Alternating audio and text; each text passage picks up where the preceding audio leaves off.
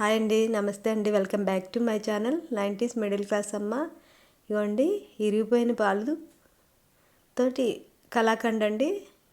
ఎప్పుడైనా మన ఇంట్లో పాలు విరిగిపోతే ఈ విధంగా కలాకండ్ చేసుకుంటే చాలా బాగుంటుందండి. సమ్మర్ కదండి, నిన్నటి పాలు ఇలా విరిగిపోయండి. ఈ విధంగా కలాకండ్ చేశాను.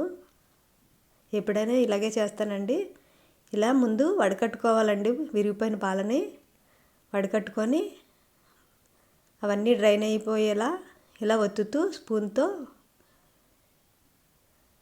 వడకట్టుకోవాలి. ఇందులో వాటర్ అంతా పోయేలా వడకట్టాలి. ఇప్పుడు మందపాటి గిన్నెలో కానీ మీ దగ్గర ఉంటే మందపాటి గిన్నెలో వేసి దగ్గర పడే వరకు ఇలా వేపాలండి, మరగబెట్టుకోవాలి. కొద్దిగా వాటర్ ఉందనగా ఒక స్పూన్ అండి.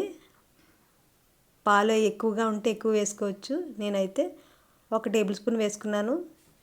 అంతే అండి. ఈ విధంగా దగ్గర పడే వరకు కలుపుతూ ఉండాలండి.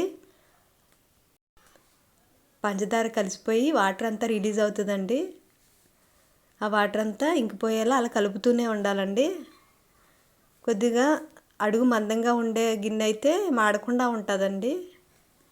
నేను ఆ పాల గిన్నెలోనే చేసేస్తున్నాను. క్వాంటిటీ ఎక్కువ కాదు కదండి, తక్కువ పాలు, అందువల్ల కొద్దిగా వచ్చిందండి.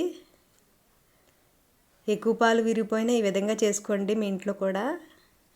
చాలామందికి తెలిసే ఉంటుందండి, తెలియని వాళ్ళ కోసం చెప్తున్నాను.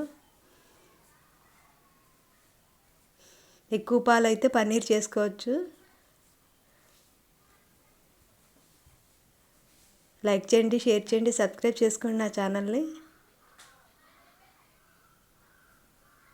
కలుపుతూనే ఉండాలండి, లేకపోతే ఇగోండి అడుగు మాడిపోతుంది. ఇగోండి కొద్దిగా క్వాంటిటీతో వచ్చిందండి. బాయ్ అండి.